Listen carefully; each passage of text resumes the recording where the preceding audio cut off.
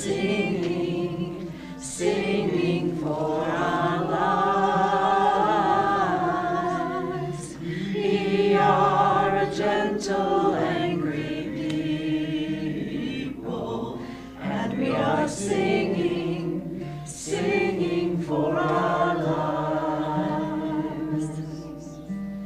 We are justice-seeking people, and we are singing, singing for our lives. We are justice-seeking people, and we are singing, singing for our lives. Good morning, everyone. My name is Christy Van Oudenhoven. I am your service leader for today's gathering. Welcome to the Unitarian Universalist Fellowship of the Rappahannock. Welcome to all who are here in our sanctuary, old friends and old friends.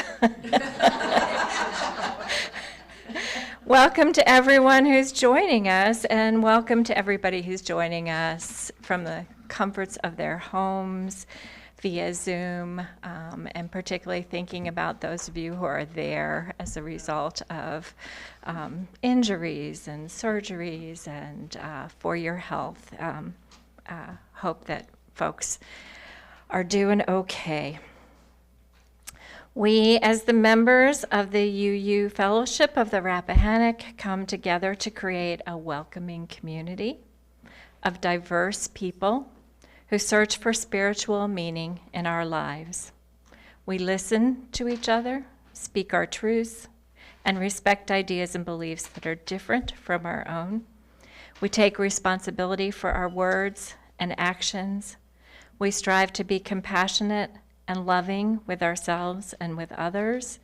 We promote social justice and serve all in our community.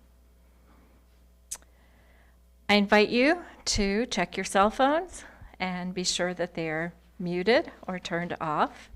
And those of you on Zoom, to be sure your computers are muted so we can be fully present with each other here today. We, as you all know, put together our weekly services and sometimes have a guest speaker to share with us, but today is one of the days when we're going to be hearing from one of our own. Oh, look, Ruth wrote this for me. My love. Ruth Micklem as our speaker today. Please refer to your bulletin for announcements about upcoming activities and future services this month, and please join us for coffee and conversation following the service today. All right, let's start with the chalice lighting, and for sake of the good old times when the kids came up and lit the chalice, our, 22-year-old kid. It's not the same, but yeah, thank you. We light our chalice in the spirit of transformation. Nothing stays the same. Everything moving, shifting, changing. Guide us all to a wild and holy vision of our shared humanity. Our opening words today. Let us wake up. Not just from Sunday morning exhaustion, from the wish for a few more drowsy minutes in bed. Let us wake up to this world we live in, to its beauty and wonder, its tragedy and its pain. We must wake up to this reality that not all in our world have what we do, however much or little that is. We must wake up to the idea that our wholeness, our lives, are only as complete as the lives of those who are inextricably tied in a great web of mutuality of which we are all part. We must, #stay woke. In the words of our friends and colleagues involved in Black Lives Matter, working every day for racial justice in our country, let us wake up. Let us stay awake. let us stay woke. And now, in this time and place, let us worship together. Since we don't have new folks here, I think everybody has met Ruth at some point in the past. Ruth Micklem is one of our founding members of the fellowship, and also my partner in life for the last 36 years or so, and just a really, really, really good person. I'm going to invite you up here to do your talk.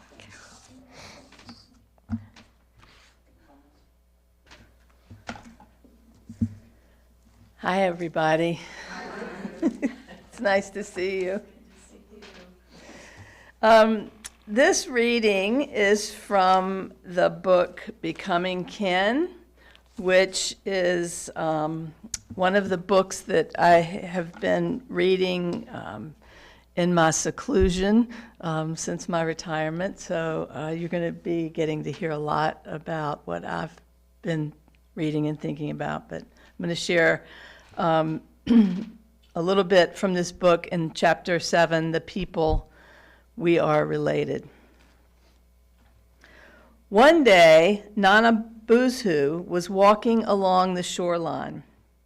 He was hungry, and he looked for a way to get food without working too hard. He saw some ducks. He liked roasted duck, so he came up with a plan. Nana Boozhoo called out to the ducks, "Come over here. I want to sing you a song." The ducks were cautious, but also curious, and they came over.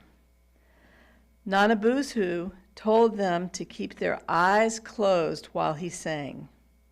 "Just listen to the song and the drum," he said, "but keep your eyes closed, or the power will be lost." While the birds danced the shut-eye dance, Nana Boozhoo grabbed one duck and, wringing its neck, he threw it into the fire. Nana Boozhoo kept singing and drumming, and the ducks, with their eyes shut, kept dancing. Nana Boozhoo soon had 6 ducks roasting on the fire. Eventually, one of the ducks, who was still dancing, peeked. Maybe she was suspicious, or maybe it was just hard to keep her eyes closed that long. In any case, she saw that Nana Boozhoo was doing and called out a warning. The remaining ducks opened their eyes and flew away. Nana Boozhoo was angry and chased after them. When he got back to the fire, the ducks he was roasting had burnt to a crisp, and he wound up with nothing. This is a story about a lot of different things. It's about being lazy and trying to get something without working for it. But it's also about our own willingness to keep our eyes closed to what is happening around us, to enjoy the things we have without paying attention to what they might be costing others. That is why the tasks in the first part of the book have asked you to notice marginalized people, notice the land, notice the agreements, notice the names, notice the absences, and notice the gaps. And now that we've noticed, now that we've opened our eyes from this shut-eye dance, we are rebuilding these relationships and thinking about what it means to be not only a relative, but a good relative to the land and to each other.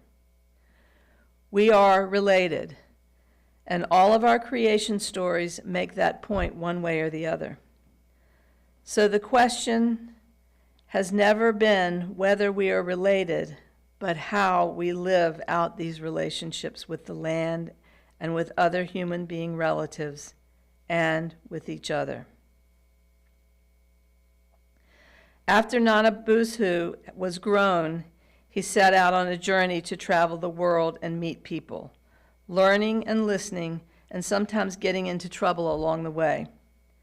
After he came back and told the Creator everything he had seen and learned, the Creator sent him out again, this time with a wolf as his companion. So Nanabusu saw the world again, but this time he saw it in relationship with another, because that is how we best learn and how we are meant to live, in relationship. So it's been a while since I've gotten up in front of people and talked. I've been traveling and reading and catching up with projects and things like that for the last few months. So bear with me as I warm up a little bit, and I'll try to share a little bit about what I've been thinking about and pondering and sort of figuring about how to go forward. So the title of this talk is Meeting the Moment. And what I've really been, I think, being really reflective about and not out talking so much about is, what does the state of the world and the state of the country call on us to do right now? Because I just was at a loss, really, and I'm not usually at a loss. So this really made me give a lot of thought to that, do a lot of reading of people that are leaders that I have, I think, worked with over the years or read about. There's I think, inspirational stories and things like that. And so actually putting this talk together really was what got me grounded. So thank you, Marley, for asking me to do this, instead of just doing projects and avoiding life, you know. So in June of this year, Christy and I traveled to Baltimore for a week to attend the UUA General Assembly. We went for a couple of reasons. The main one being to seek inspiration, to ground us as we navigate the current state of the world, both personally and in our lives, our work lives. And the theme of the General Assembly was Meet the Moment, Together Everywhere.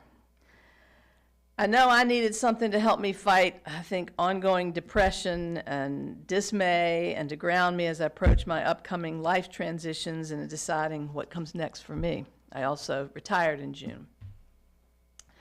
The other reason for attending was to be in the presence of others who were struggling to find a direction, a way to hold on to our shared UU principles and values, and to deal with what feels like a more hostile, fearful, and divided people.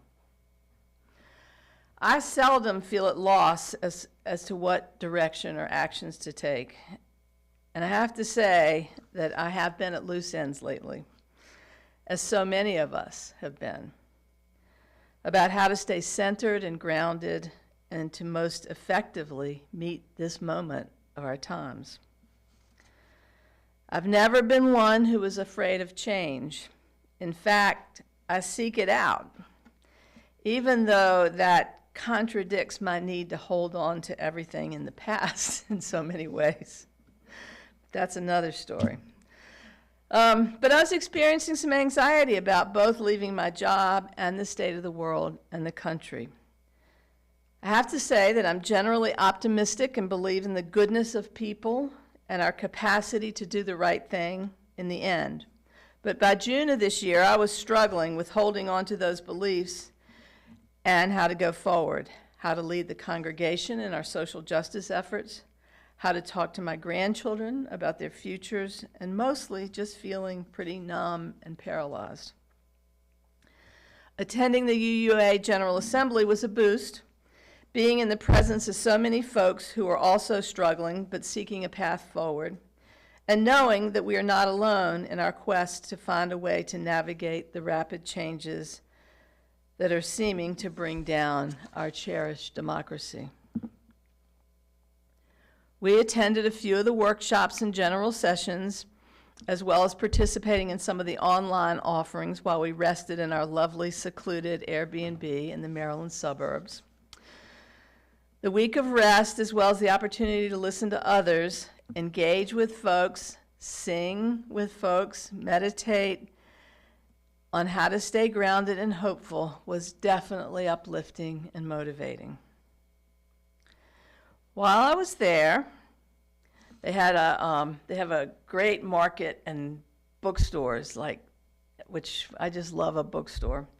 But so I spent a good part of one of the afternoons just going through some of the books. And the one book that, there were many that resonated with me, many that I had. Whoops, there's a lot of stuff up here. We need a little committee to clean this up. Maybe I'll get on the committee to work on this. Anyway, the book that Christy and I both, we have to make choices because we have a really teeny house now, and we have a lot of books in storage that we can't give up, so we're trying to be more careful about that. The one we decided to purchase was this, Social Change Now, A Guide for Reflection and Connection. And I'll talk a little bit more about this as we go forward. But getting this book and starting it, really reading, and it's partly workbook and journaling, really helped me to go inside and really motivated me for this sort of internal reflection time. So I'm going to share with you that journey over the last 5 months and what I've come to believe is our path forward, at least for me, and hopefully for all of us. So I'm going to take us back really quickly to 2020. Not going to stay there too long. You remember, we weren't doing so well then either. I don't want to traumatize anyone, so I'll just recall a few of the highlights. COVID, the country shutting down, the murder of George Floyd and many other people of color by law enforcement, Black Lives Matter, marches, protests in the streets, isolations from our friends and community. I want to come light this chalice again. I don't like that goes out. Just prior to all that happening, I had read, this is around 2019, 2020, the UU Common Read, An Indigenous People's History of the United States by Roxanne Dunbar. And I mention this for 2 reasons. First, to encourage everyone to pay attention to UU Common Reads, and without knowing it, when we purchased this book, this is this year's UU Common Read. In 2019, the Common Read was An Indigenous People's History of the United States. They're really thought out well books when the UUA makes a decision about what the Common Read is going to be. So I just really want to encourage everybody to pay attention to those and try to pick those books up and read them as they come out. Anyway, that's sort of an aside. But reading An Indigenous People's History of the United States really laid a foundation for me in centering my social justice work, and particularly how to go about that. The genocide of millions of Native people of this land was horrendous and intentional and ongoing for years. And it continues as we sit here today. It was and is a genocide, not just of people, but of a culture. And while there are forces that continue to try and erase that culture, it still lives and in many ways thrives today. I believe that embracing and practicing many of the core values of Indigenous culture is what could lead us to a more just and equitable world. It must be quite powerful, otherwise the corporate forces that have taken over our democracy wouldn't want to wipe it away. Here's the thing. Indigenous culture is not profitable for just a few. It is grounded in benefiting the collective community.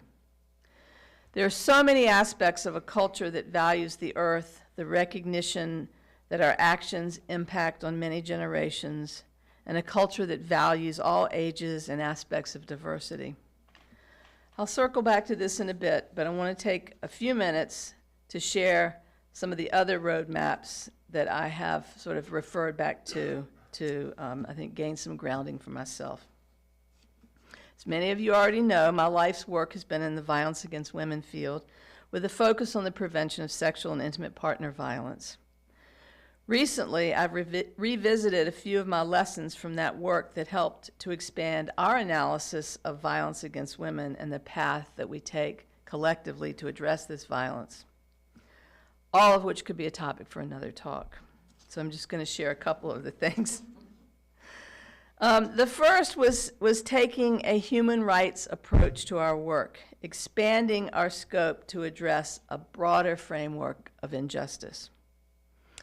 I want to take us back to 1948, December 10th of 1948, when the United Nations, in response to the barbaric acts which outraged the consciousness of humankind during the Second World War, voted to adopt the Universal Declaration of Human Rights. Not only is this document a global roadmap for freedom and equality, it was the first time countries agreed on the freedoms and rights that deserve universal protection for every individual to live their lives freely, equally, and in dignity. The Universal Declaration of Human Rights Committee, as many of you know, was headed by Eleanor Roosevelt. And it challenged us to go on the offensive, to recognize that the cause or fight for human rights required our active and informed participation, not unlike democracy. It demands that we resist globalized, transnational, and localized attacks against human rights.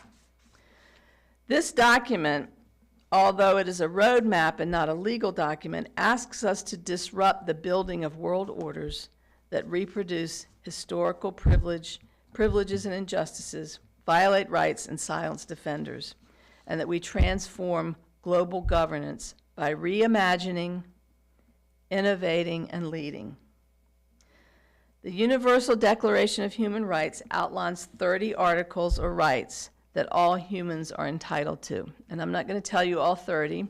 I'm just going to encourage you to go back and take a look at this document because, and there's some great posters just to remind us of the work that was done there and how to ground in human rights.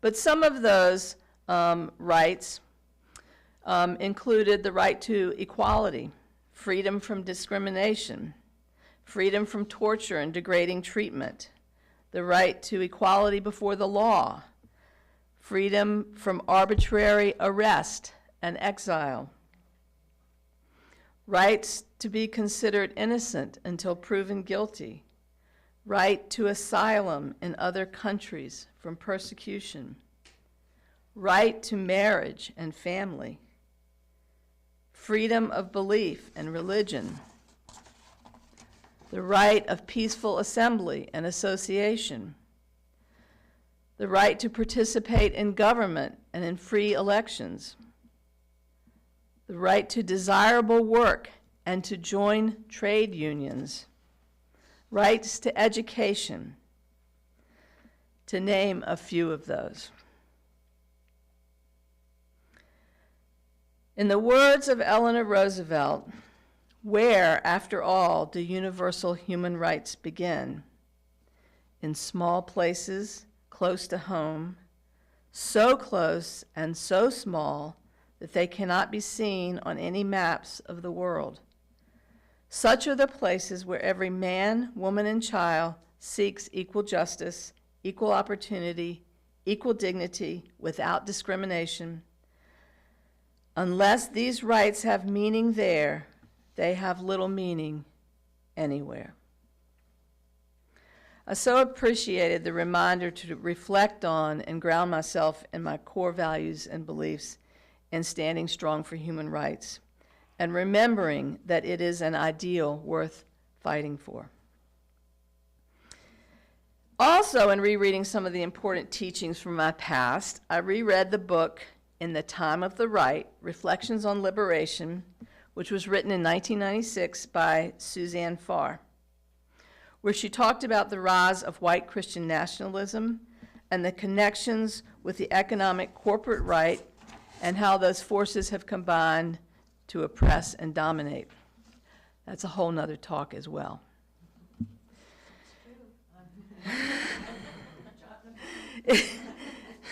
It's a fascinating read, and again, one that I encourage you to explore.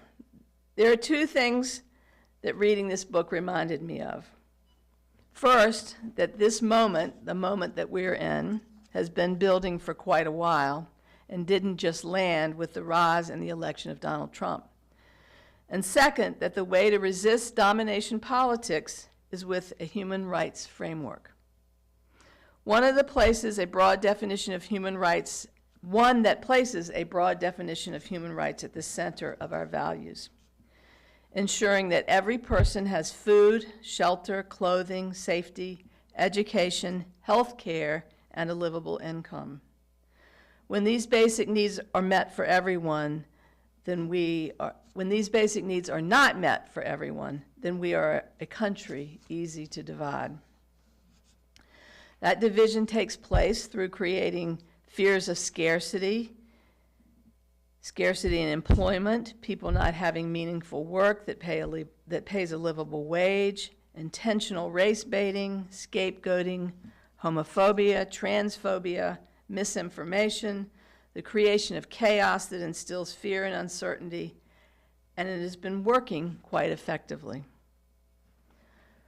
All the while, more people without adequate health care, food, housing, and livable wages. And then the blame is directed at the individuals and not the systems that perpetuate this gross inequity. Couple this with corporate greed, the same corporate greed that annihilated native populations and perpetuated the slave trade in America, and the expansion and the ability to so easily spread misinformation through social media. Bring that together with a deeply held fundamentalist religious belief, and we have our moment. Of course, I don't need to tell any of you this. You know we're in a tough place. I'm supposed to be talking about what we do about it, right? How do we meet this moment? What do we do with all of this? And how do we reverse this trajectory? One passage I keep coming across in my exploration to answer that question is, we exist to meet this moment, or we are the ones we've been waiting for, or some similar text or message that implies that we do have the tools to meet this moment, and perhaps it's even our collective destiny. So if we exist to meet this moment, then what do we need to do? This is what I've taken away. First, we have to find our common vision, or North Star, and make sure that we hold it in our gaze, whether that's beloved community, human rights for all, or even as bold as thriving for all. We must be able to define and know what that looks like. Can we tell the story of the world we want for future generations? What about the country? What about our country or in our community? Can we envision a world where every child is welcome, loved, and wanted? Where no person dies alone and suffering? Where everyone has access to basic human needs? Can we tell the story of that world? Then, how does every word and action take you there, to that place, right now? I've always loved the quote from Alice Walker that's in your bulletin. Look closely at the present you are constructing. It should look like the future you are dreaming. It speaks to the need to think about what actions we take today and how it aligns with the future we want to create. One of the things I'm committed to working on, since I don't want so much focus on material needs and excess in our future, is how can I change my buying habits? My daughter gave me a book, I believe last Christmas, about how to resist Amazon, I think. I definitely have been guilty of using Amazon as a, I don't know, avoidance distraction. Anyhow, Amazon amongst other things. So this is my personal thing. How can I change my buying habits to create a future that I envision that doesn't include Dollar Tree or Walmart, Tractor Supply, or Starbucks on every corner? What can I do differently to impact that? We feed corporate greed when we purchase in excess and don't spend our money at locally owned businesses, or at a minimum, businesses that engage in ethical practices. Or when we invest our dollars in stocks that exploit our earth because we will make more money and overlook the impact that those investments have on marginalized people. How can we reimagine how we do things? Reimagine systems, become aware of and change our habits that keep us tied to these same patterns. Examine how we view things like justice. In imagining how we could do it differently, in her book, Unitive Justice, Sylvia Clute imagines how we can bend the arc of justice towards love. The author, who is an attorney and a former state legislator, takes a very realistic view of our current system of justice and unpacks our focus on punishment. She helps us consider what it could look like if we transformed our system into one that could remove the blinders that sustain a punitive system. That's a whole nother talk too. But there are things that we can do every day to move us from supporting a punitive system to learning to address conflict in ways that have a positive and transformative outcome for all. Look closely at the present you are constructing. Does it look like the future you are dreaming? These are just a couple of examples of ways to meet the moment in our individual lives. And these are not easy. They require awareness, time, thought, change in habits and patterns, which is perhaps the thing we struggle with the most, accountability, compassion, careful strategic planning, the things we humans love to resist, right? Except maybe compassion. I believe humans are programmed for compassion, but moving that from the feeling place to the effective action place can challenge us, especially when we feel overwhelmed on so many fronts. But back to my journey and what I've learned from my reading, reflecting, listening, and learning on what this moment calls for. Feed ourselves and one another spiritually. In order to work from our best selves, we have to nurture and care for our hearts. To maintain an open heart, we must allow ourselves and others the opportunity to connect, share stories, get to know both our own selves, our triggers, our fears and strengths, and be able to share that with others, and most importantly, listen to the experience of others. This is a step progressives sometimes forget. It's imperative to take the time to take care of and deeply nurture ourselves and one another, not only physically and emotionally, but spiritually as well. And perhaps most important, we have to take care of and nurture future generations. They will need all the love, understanding, and experience we have to give to be able to navigate through these changes. Likewise, respecting the lessons of those who go before us, the honoring of our ancestors. Learn about and embrace indigenous culture, a cultural view that values community needs over individual needs. Embrace a culture of gratitude and mutuality, recognizing that the gifts we receive from Mother Nature are gifts and not entitlements. In her book, The Serviceberry, Robin Wall Kimmerer speaks to the value of gratitude and how enumerating the gifts you receive creates a sense of abundance. The knowing that you already have what you need. She goes on to say that recognizing enoughness is a radical act in an economy that is always urging us to consume more. Read The Serviceberry if you haven't. It's a great read. It's a book about creating a reciprocity economy. We live in an economy that is rooted in scarcity, competition, and the hoarding of resources. And we have surrendered our values to a system that actively harms what we love.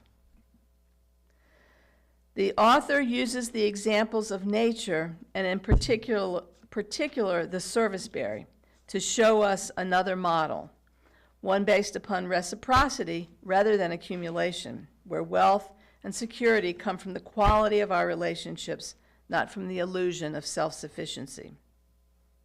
She speaks to the indigenous protocols or ancient guidelines called honorable harvest. These are not something that is written. It is just a belief, a culture. But she really attempts to outline in language, in English, what that looks like. She describes the guidelines in acts of just sort of daily acts of life. So I'll read those to you.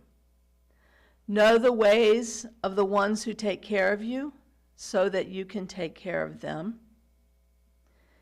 Introduce yourself.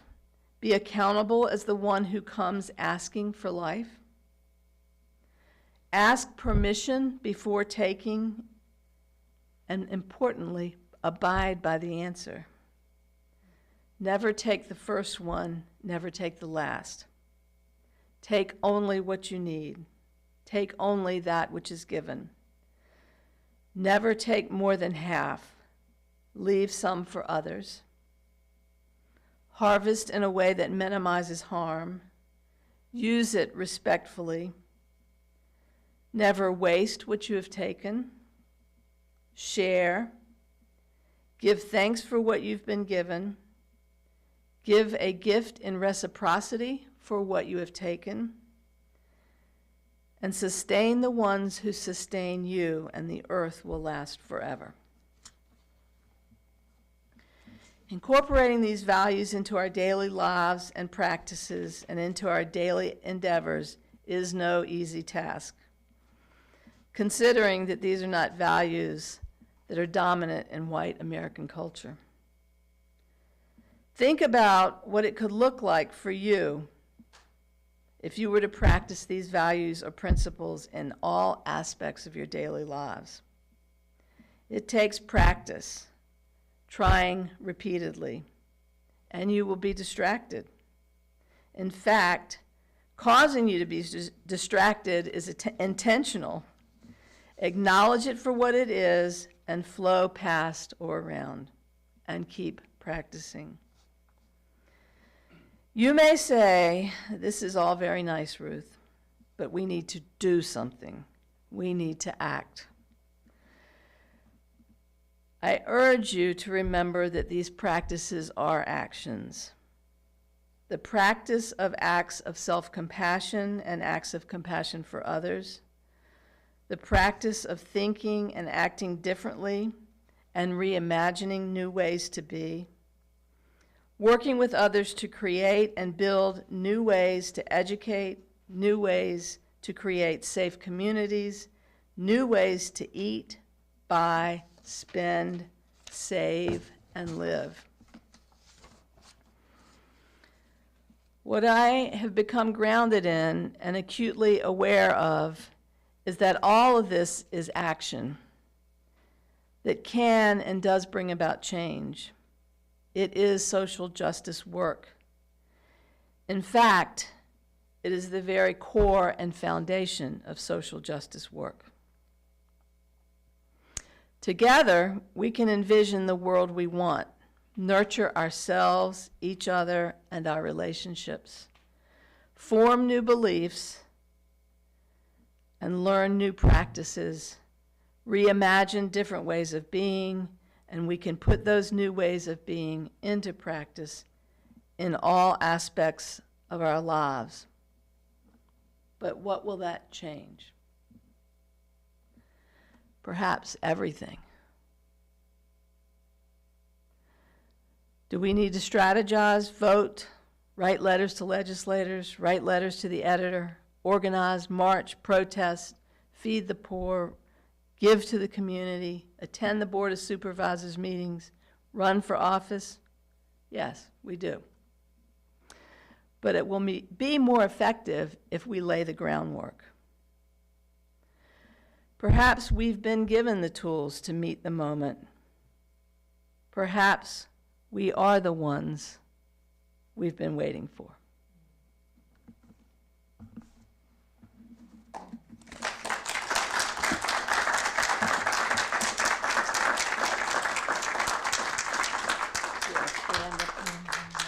So I just this week learned that Spotify was recruiting ICE agents, and so my first reaction to that was to cancel my Spotify account, which is something that I'm trying to become aware of. What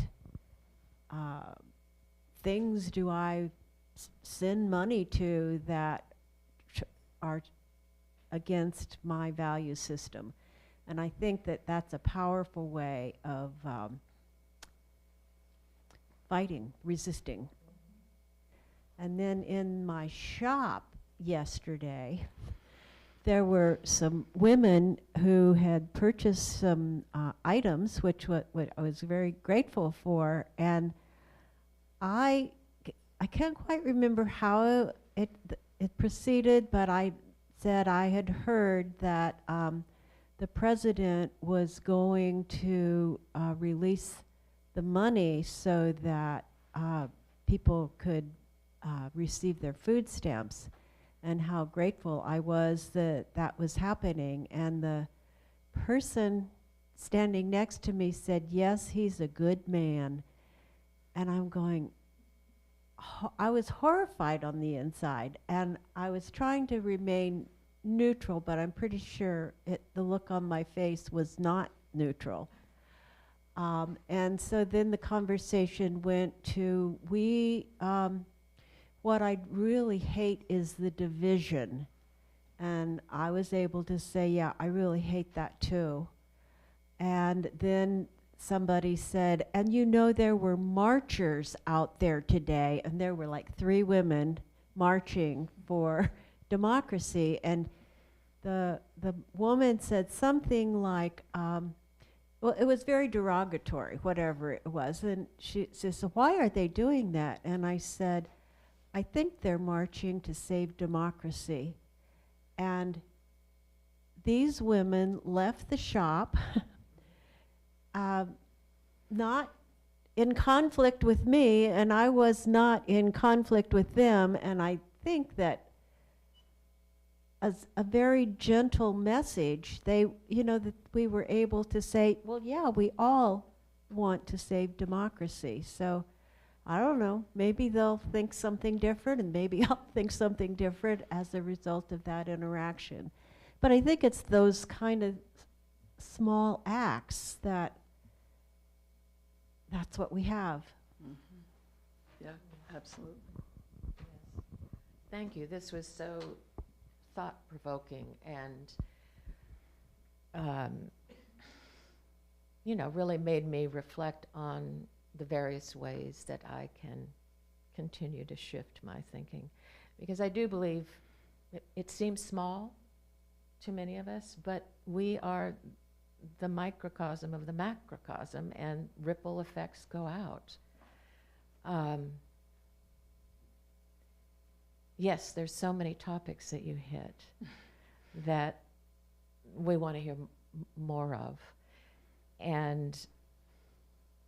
But I think it helps us to realize we can start with little steps.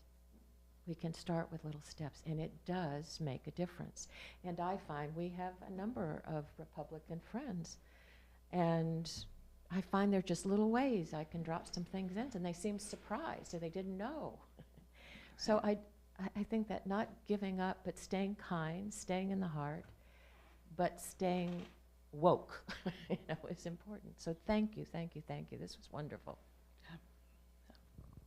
Thanks, Ruth. That was a great talk. It's interesting you brought up the buying process and where we spend our money, because that's something that's been kind of eating at me for the last month or two when I hear the kind of support that the administration is getting from Mr. Bezos. And I keep looking at my phone and my order page, and I'm going like, well, where else can I go to get this item that I need now, quickly?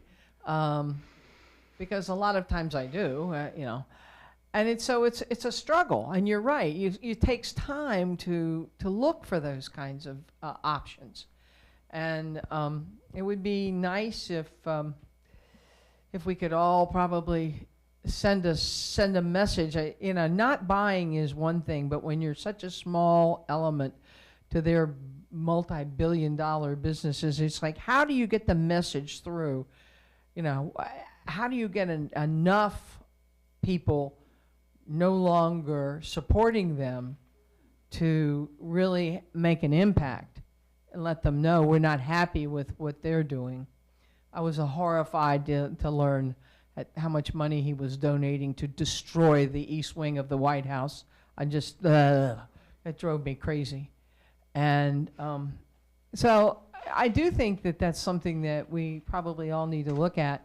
And honestly, I have not taken the time to research all the various retailers that I utilize to find out what they're in, and to find out how to find out what their support process is for the political arena that we live in and the economic arena we live in. So if anybody has suggestions on where to go or how to find, I used to go on and search for Made in the USA, but now Made in the USA doesn't necessarily mean that you are not, again, feeding that same process. So it's tough. It's tough, but I appreciate you bringing that up. I appreciate the talk today. It was really inspirational. Thanks. I sort of have the other coin, the other side to that Amazon coin. My daughter works for Amazon. So, and I'm thinking of all, because we had a conversation. She said, well, Bezos doesn't have anything really to do with Amazon anymore. I don't know. But anyway, this is what she talked about. So there is that other side of the little people who work for Amazon, and the people who are getting that $20 an hour or whatever it is trying to survive. So it's a quandary for me too, because I wanted to stop. She used to work for Target too, and I got in trouble with her for when they were making Target be open on Christmas. She's like, Mom, that's my job. So yeah, there is that other side sometimes in trying to figure it out. Well, it's just that you're trying to figure it all out. It is hard. So, but thank you for making us think, because that is important. And when I feel the frenzy that I do occasionally do, I know for me to journal is absolutely a necessity. So I do that every night, the end of the day, and it just gives me that sense of peace that then I can go to sleep. Yeah. Because there is so much out there, and I stay away from some of it, maybe putting my head in the sand, because I can't handle all of it. Yeah. So. No, I don't think anybody can. No. So thank you so much for today.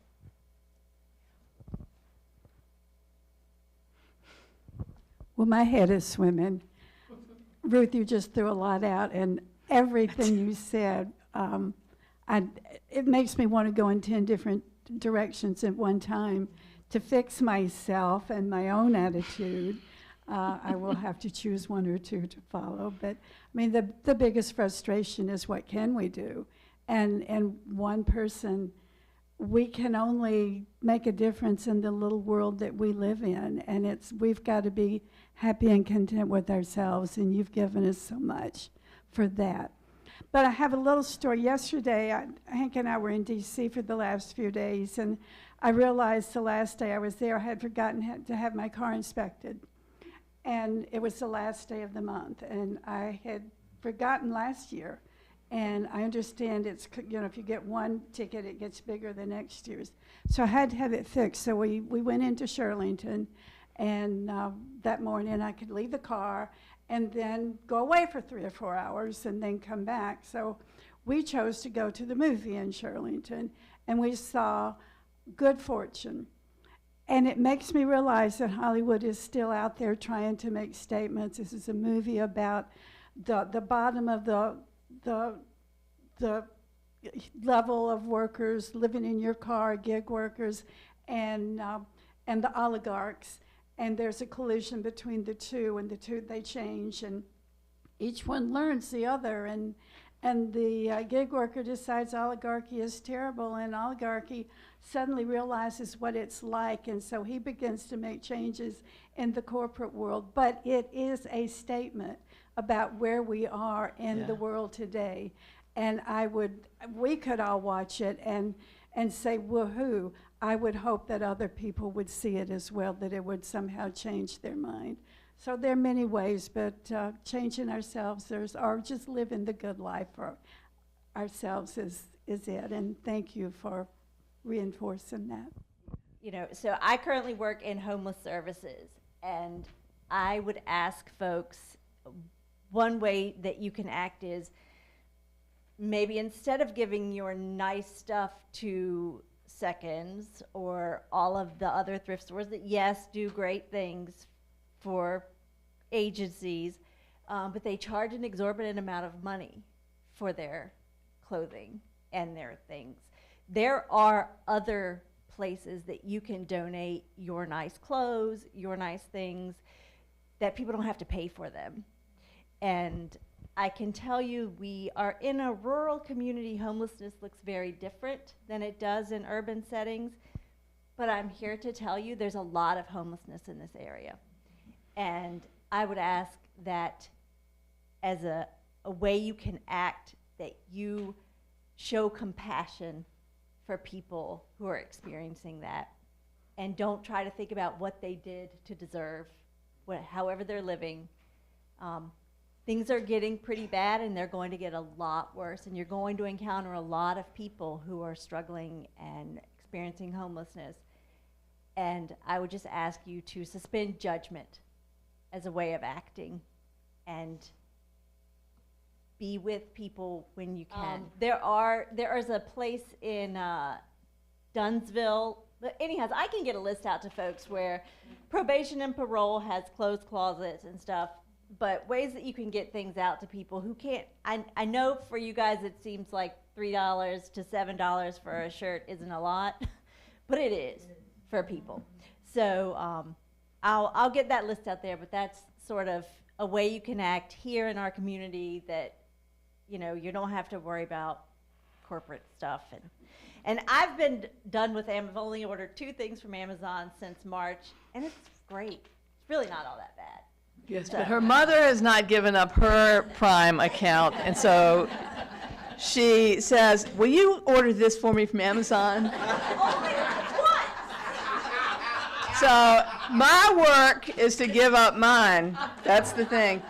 I want to sort of end this with just one thing for us to think about, because to me, in digging into sort of indigenous culture, it is a way of living where we don't need a lot of these things to be happy, right? We don't, and so giving them up doesn't feel like such a sacrifice. And I think the thing that's helped me is really this grounding in belief and grounding in, not responding to, I think, this outer world that says you need it now. I know I don't know. I mean, Amazon, sometimes I need a particular thing, and that's the only place I can get it. And I'm just like, and I have to do that question, do I need that?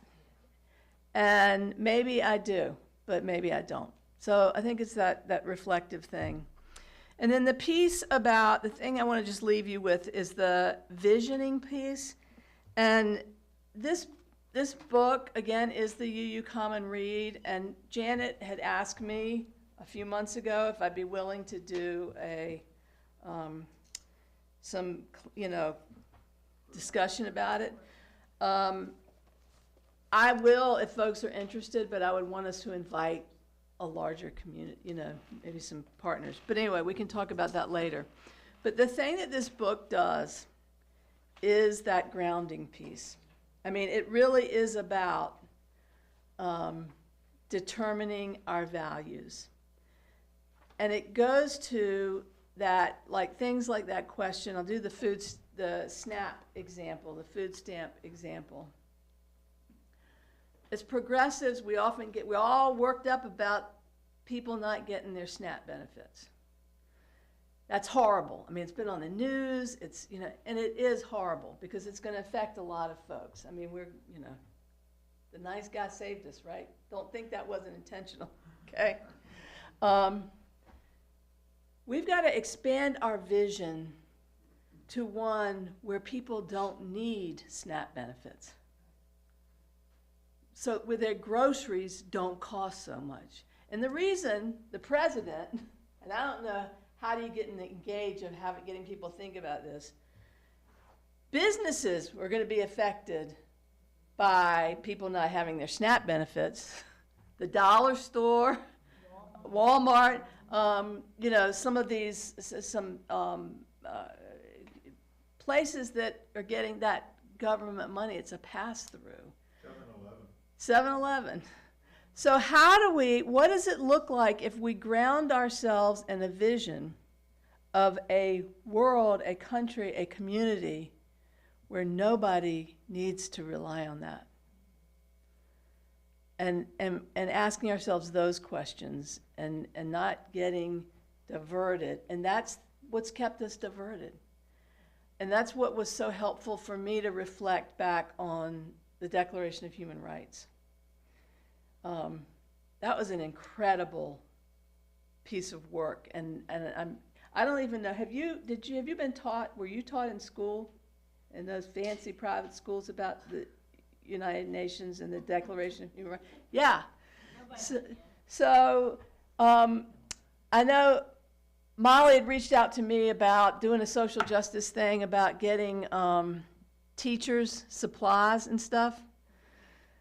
And I was like, oh, okay, that doesn't excite me.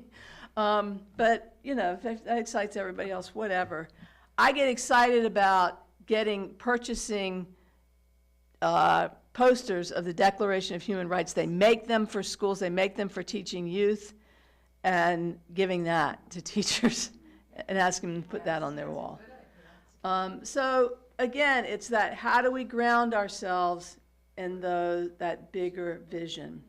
And that's what this book focuses on, is the grounding ourselves, taking care of ourselves and each other, and defining our roles in social justice work and moving forward. So I think it's a really helpful text and would be good to do. Good job.